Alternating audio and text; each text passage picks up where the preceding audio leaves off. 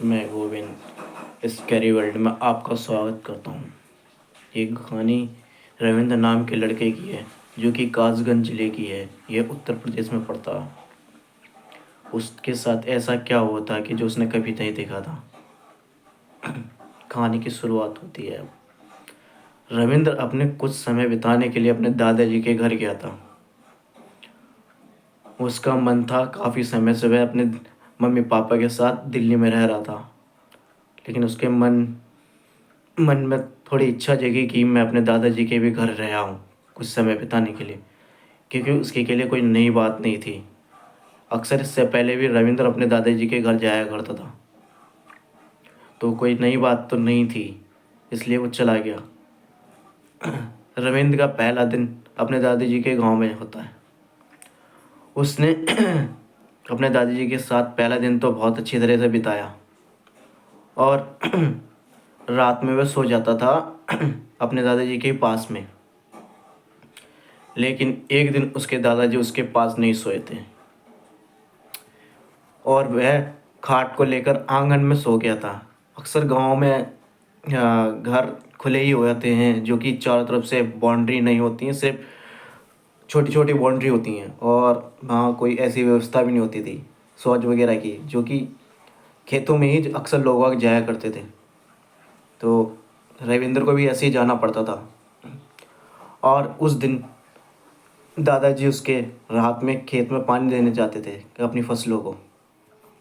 रविंद्र वहीं सो रहा था आंगन में। तो रविंद्र को अचानक से रात के समय उसे यूरिन पास करनी थी, यानी कि पेशाब करना था, और उसके पास ऐसी कोई व्यवस्था नहीं थी जो कि वहाँ पे हो।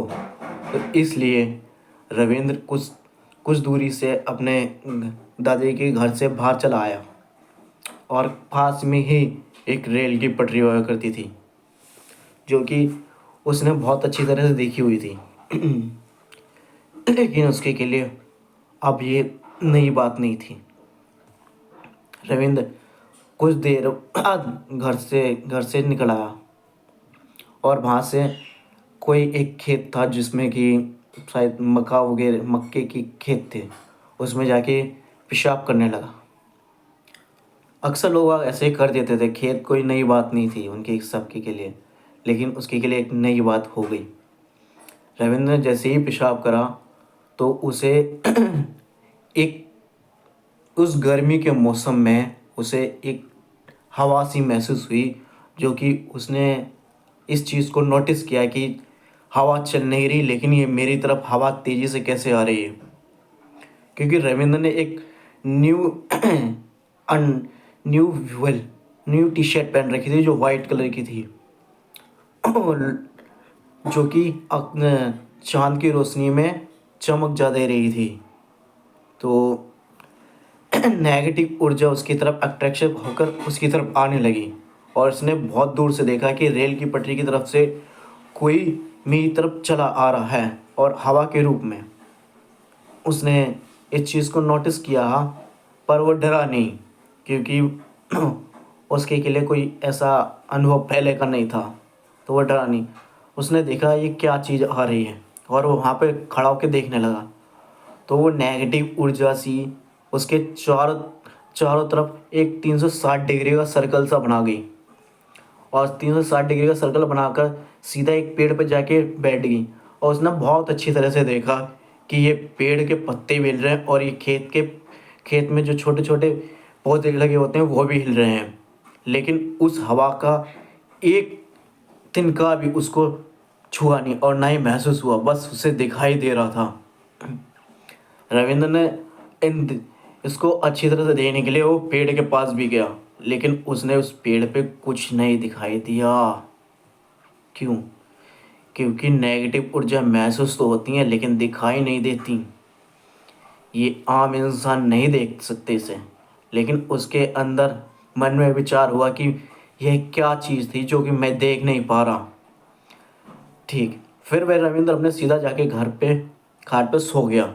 सुबह हुई उसने लोगों से पूछा, लेकिन उसने ये नहीं बताया कि इसके साथ ये क्या हुआ, क्योंकि वो बताना भी नहीं चाहता था और उसके अंदर जिज्ञासा जग गई थी कि मैं इस चीज़ के बारे में पता लगा के रहूँगा। तो रविंद्र ने आसपास से पता पता किया, अपने दादाजी से भी पता किया, दादाजी के भाइयों से भी पता किया और अपने चाचा से भी पता किया।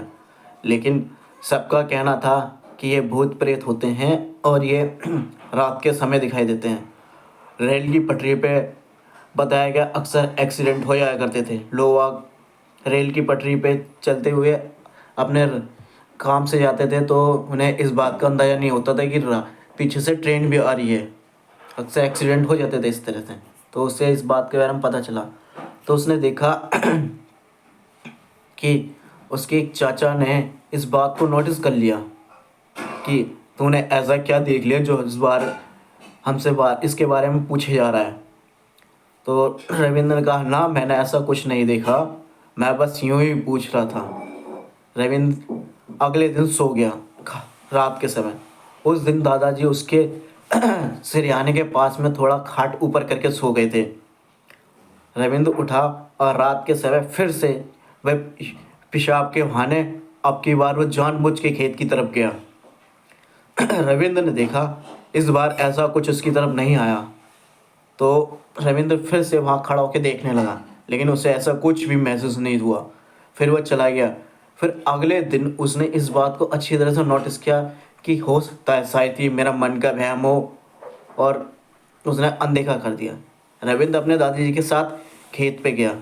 खेत पे भी उसने काफ़ी समय का बिताया और अपने दादाजी से थोड़ा बहुत काम करवाया। लेकिन रात के समय उसके अंदर जिज्ञासा इस बात की थी कि मुझे इस चीज़ के बारे में पता लगाना ही है, ऐसा क्या था। फिर रविंद्र अगले दिन सो गया और दादाजी से कहने लगा, दादाजी आज आप खेत पे नहीं जाओगे? उसके दादाजी ने कहा, हाँ मैं जाऊंगा, रात के 8 बजे जाऊंगा और खेतों में पानी लगाना है।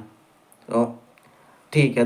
रविंद्र खुश हो गया और वह खुशी के मारे फूला नहीं समाया और चुपचाप सबसे पहले खाट पे बिस्तर लगा के और सो गया। उसने उसने सोचा कि अगर मेरी आँख ना खुलेगी तो मैं इसके बारे में पता कैसे लगाऊं। तो उसने ढेर सारा पानी पी लिया ताकि यूरिन आ सके, और उसने पानी पीने के बाद सो गया। और रात के समय उसकी आँख खुली 1 बजे करीब और उसे लगा यूरिन। तो यूरिन पास करने के लिए वह जानबूझ के ही उसी खेत की तरफ आया।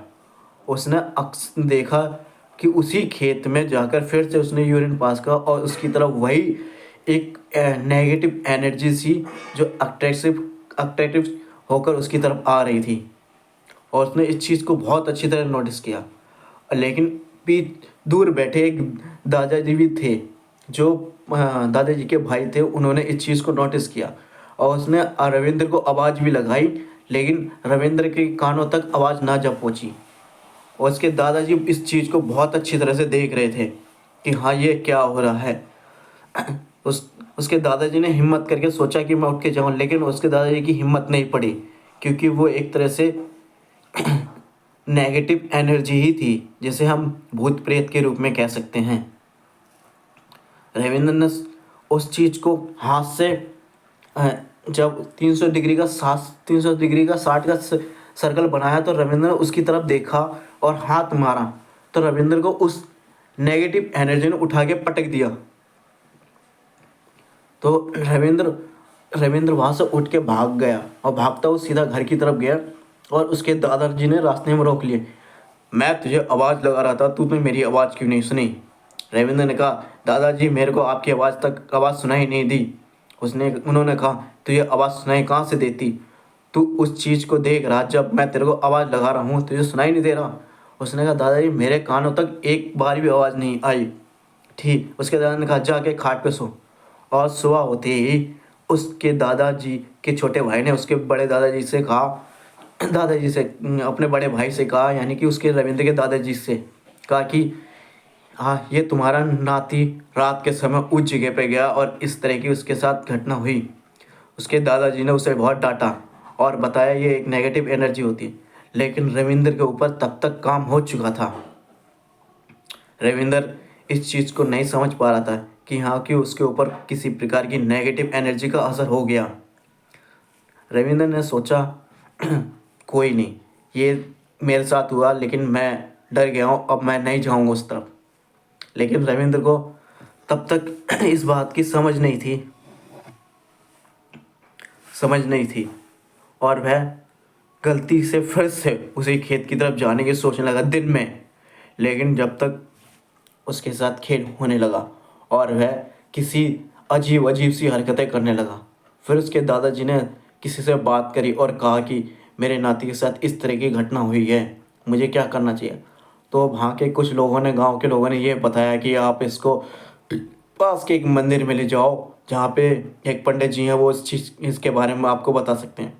वहाँ गए और उनके दादाजी ने दिखाया, कहा कि इसको किसी एक आत्मा ने इसे झपेट दिया है। गलती सिर्फ इसकी इतनी थी कि इसने रात के समय वो एक वाइट टी शर्ट पहन रखी, जो कि न्यू टी शर्ट थी, जो ज़्यादा ही अट्रैक्टिव थी। इस वजह से उस नेगेटिव एनर्जी का इसके ऊपर ज़्यादा ही असर हुआ। मंदिर के अंदर जब ले जाया गया उसे ज़बरदस्ती, तो अजीब अजीब सी हरकतें करने लगा और चीखने चिल्लाने लगा, मुझे यहाँ से निकालो, मुझे यहाँ से निकालो। पंडित जी भी डर गए, उसके दादाजी भी डर गए। लेकिन दादाजी ने हिम्मत बांध के उसको अंदर खींचा और लेके गए और किसी तरह से उसका उतारा करके फिर उसके अपने घर पे लेके आए। तो लोग वाग का अक्सर ये कहना होता है कि रेल की पटरी के किनारे बहुत से एक्सीडेंट होते हैं और कुछ की मन में इच्छाएं होती हैं जो रह जाती हैं और वे उसी पटरी पे ऐसे ही घूमते रहते हैं। ये कहानी थी कासगंज जिले की, उत्तर प्रदेश की, जो मेरे पास आई। अगली कहानी नेक्स्ट टॉपिक पे।